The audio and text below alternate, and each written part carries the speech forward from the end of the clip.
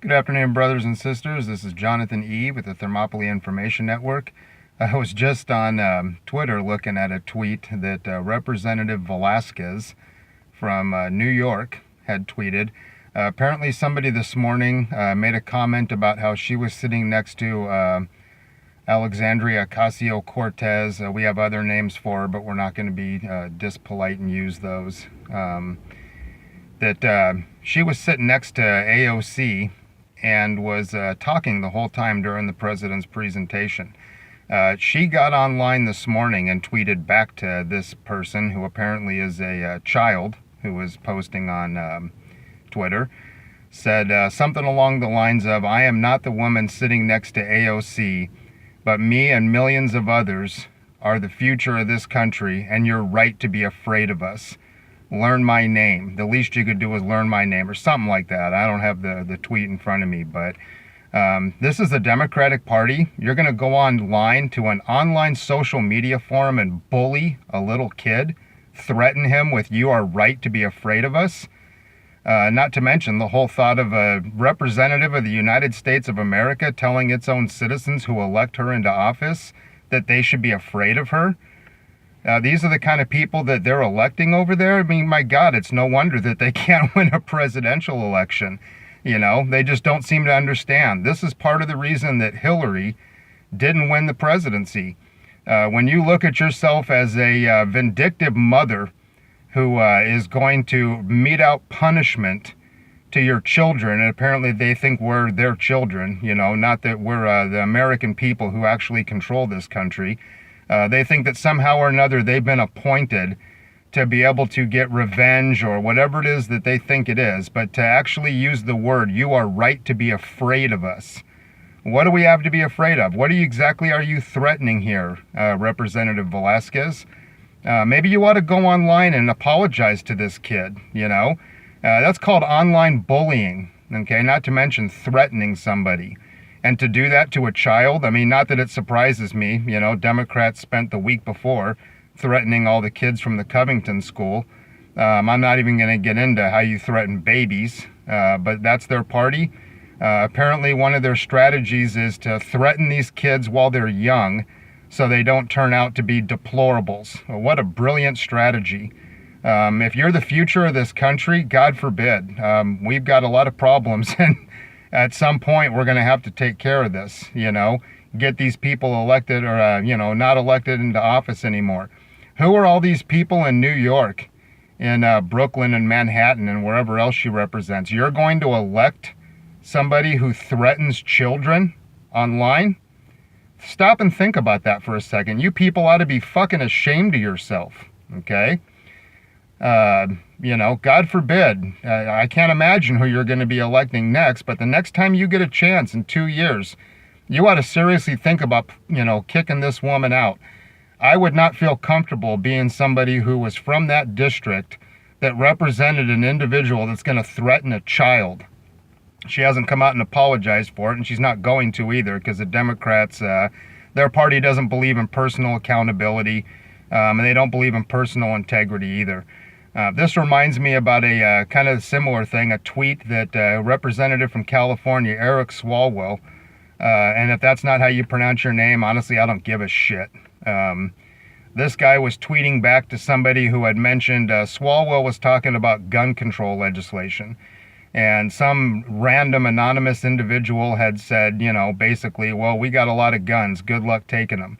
Swalwell's response, and you can Google this, was, "You may have guns, but we have nuclear weapons." This is a representative from California who sits in Congress that actually threatened to use nuclear weapons against American citizens who believe in constitutional rights. Like obviously the representative doesn't. You're going to talk about using nuclear weapons to fight people who believe in a right that was given to us by our founding fathers? He tried to walk it back later on, saying that it was all a joke, it was all in jest. You don't joke about using nuclear weapons against people. And all I can say, Representative Swalwell, is, you know, Stalin and Hitler are praying for you to use nuclear weapons, because that's going to make them look like pretty fucking good guys, isn't it? It's insane what these people are willing to go to. But look both these things up. You know, it's imperative that we get this information out there and that people get knowledge about what's going on here and the true agenda that these people have. You know, I mean, regardless of your party, you've got people in the Democratic Party that are threatening to use nuclear weapons against their own population and also threatening children online for making a tweet. I mean, this is just incredible. And The Atlantic also, this is another one that I saw today. Jemele Hill, who has already been fired from ESPN for her racist comments about the president.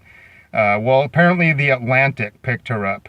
And last night she made a not so casual and not so veiled comment about the assassination of Malcolm X, and repeated a word or a phrase when somebody was tweeting about President Trump, and she said, well, hopefully the last thing he's going to hear is get your gun or get your hand out of my pocket, which is the last thing that Malcolm X heard before he was shot.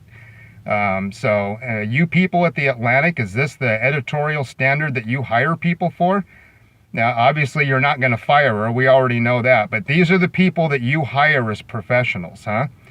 And, you know, the sad thing is, and I've shuddered to, well, not necessarily shuddered, I've hesitated to come up with this, but there's actually people who work at that place.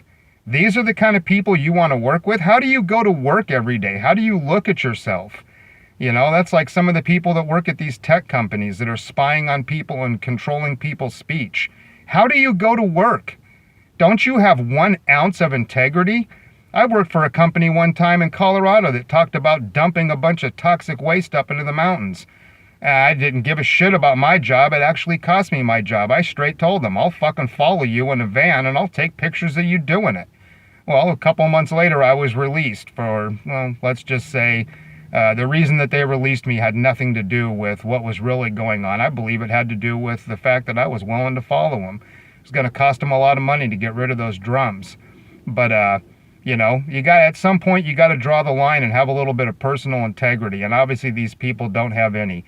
So look these stories up. I would write to The Atlantic and tell them to fire that bitch. And if you work for The Atlantic, if you're part of the editorial board, maybe you ought to look in the mirror and you ought to stop and think about, what if that comment was made when Barack Obama was in office?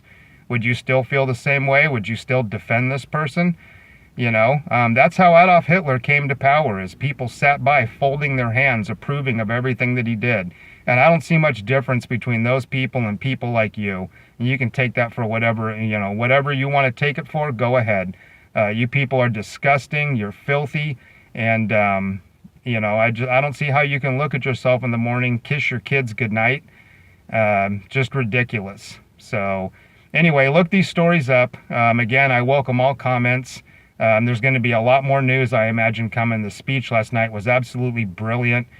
President painted them into a corner. They look like the idiots that they are.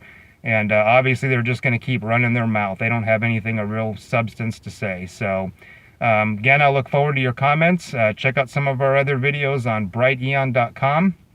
And please subscribe to the channel. Let us know what you think. Thank you very much. Have a good day.